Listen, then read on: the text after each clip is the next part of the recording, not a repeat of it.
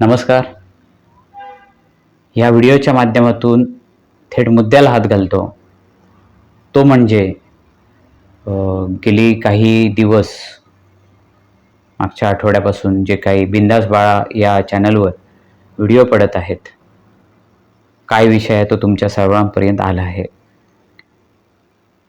मित्रांनो, आवर्जून या व्हिडिओमध्ये मी एक सांगू इच्छितो की 4थ्या स्टेजचा कॅन्सर मला असताना सुद्धा मी पुन्हा ॲक्टिव्ह झालो आहे. आणि ते सुद्धा बाळराजे ॲक्टिव्ह झाल्यानंतरचे पहिलं प्रकरण मी हातात घेतलंय ते म्हणजे माझ्यापर्यंत जे आलंय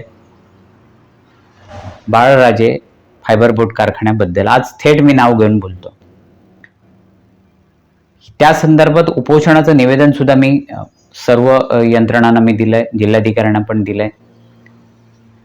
आता काळसे बागवाडी येथे मी जाऊन उपोषणाला बसणार, ही बसण्याची पाळी काय येणार, का आली आहे, हे पुढच्या व्हिडिओत पुढच्या स्टेपमध्ये तुम्हाला समजेल. मी थेट एकच मुद्दा इथे स्पष्ट करतो आणि ह्याच्यात भयानता किती आहे ते फक्त हे करतो. हा कुठचा पेपर आहे, कुठून मी घेतलाय तो सध्या दाखवत नाही. थेट मी वाचून दाखवतो जो काय मजकूर आहे तो. तसेच बाळराजे फायबर आणि बोट विकासक यांचे मालक हे आर्थिकदृष्ट्या व राजकीयदृष्ट्या सक्षम असल्याने अनधिकृत बांधकामावर कारवाई केल्यास म्हणजे त्यांच्या व करायला आल्यास मी या सगळ्यांना बघून घेईन असे ग्रामपंचायत सदस्यांसमक्ष धमकीवजा सूचना करत आहेत. त्यामुळे अनधिकृत बांधकामावर कारवाई करायला गेल्यास तेथे कायदा व सुव्यवस्थेचा मोठा प्रश्न निर्माण होण्याची शक्यता आहे. त्यासाठी मोठ्या पोलीस बंदोबस्ताची आवश्यकता निर्माण होणार आहे. हा जो मजकूर आहे त्या मजकुरामध्ये अजून काही आहेत त्याच्यात विषय, पण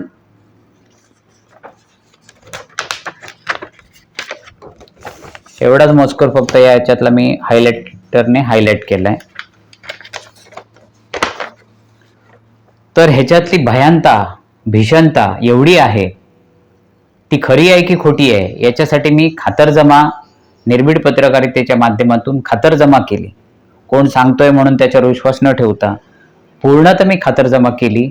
तर त्याच्यातलं वास्तव खूप भयानक आहे आणि या भयानक वास्तवाचा सामना करण्यासाठी ज्या गावकऱ्यांना, काळसे बागवाडी येथील गावकऱ्यांना दहशतीमध्ये ठेवून हा अवैध कारखाना, जो काही त्याचा कचरा, जे काही त्याचे प्रदूषण विस्तारत चाललं आहे, त्याच्यावर प्रशासन कारवाई करत नाही असं जे काही बोललं जातंय, चर्चिलं जातंय, त्याच्यातलं वास्तव खूप वेगळंच आहे. मित्रहो, प्रथम दर्शनी असं वाटतंय की कोर्टाच्या आदेशाचा म्हणजे अवमान होतंय, हे होतंय, ते होतंय. पण वास्तव काय आहे, ते कशामुळे होतंय, स्थानिक स्वराज्य संस्था यांना काय त्रास होतोय हे आपल्याला ह्या मजकूरमध्ये दिसलं असेल.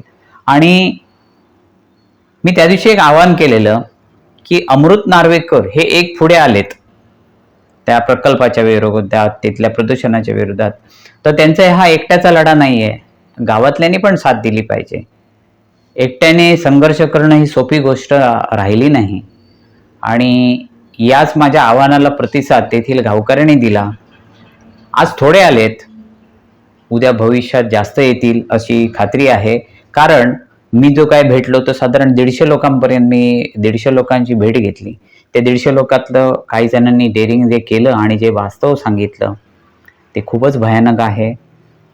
आपण स्वातंत्र्य मिळवल्यानंतर सुद्धा अजून जर अशा गुलामगिरीत, कोणाच्या दादागिरीत जर अडकून असं अवैध प्रदूषण वगैरे जे काय आहे ते जर सोसत असू, तर नक्कीच यासाठी मला माझा स्वतःचा जीव धोक्यात घालून म्हणण्याचं कारण 2 आहेत. समोरची व्यक्ती पैशाने बक्कळ आहे, राजकीय वरदहस्त आहे असंही आम्हाला समजलंय. ते तर ह्या ड्राफ्टिंगमध्ये का आलंय.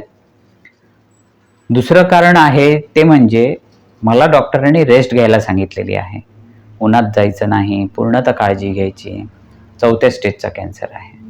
तर मित्रहो, मला असं म्हणायचं आहे, मरण हे प्रत्येकाच्या आयुष्यात येत आहे.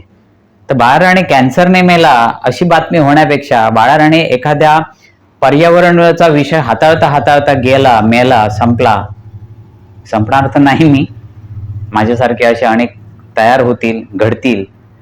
मी तर म्हणतो हा लढा एका फायबर बोर्डच्या अवैध कारखान्याच्या विरोधात नसून आमच्या कोकणात, आमच्या महाराष्ट्रात जरी म्हटलं तरी मी सध्या कोकणच म्हणतो, निसर्गरम्य कोकणात बरेच प्रदूषणकारी प्रकल्प आलेत.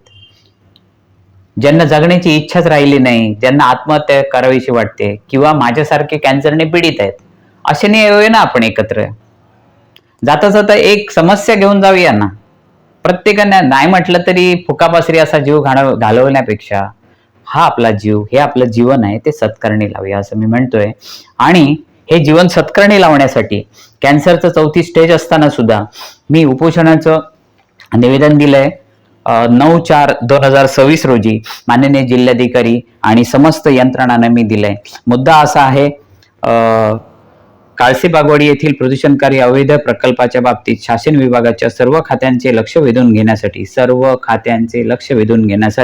अनेक प्रश्न जाहीररित्या थेट लेखी व तोंडी विचारण्यासाठी वयाच्या 50व्या वर्षी कॅन्सरग्रस्त निर्भीड पत्रकार बाळाराणे यांचे प्राणांतिक पर्यावरण रक्षणासाठी लक्षवेधी उपोषणाबाबत. आता हे लक्षवेधी जे उपोषण आहे ते 21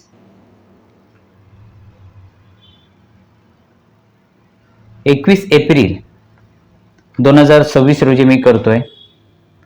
आणि याच्यातून मला आणि तेथील गावकऱ्यांना उद्देशून प्रशासनाकडून व्यवस्थित उत्तर नाही मिळाली तर थेट 1 मे 2026 महाराष्ट्र दिनाच्या दिवशी माझा महाराष्ट्र वाचवण्यासाठी, माझा सिंधुदुर्ग जिल्हा वाचवण्यासाठी, माझा कोकण आणि कोकणातला प्रदूषणकारी प्रकल्प हटविण्यासाठी त्या नदीकिनारी असलेल्या फायबर कचऱ्यामध्ये, म्हणजे त्या फायबर चिखलामध्ये मी स्वतः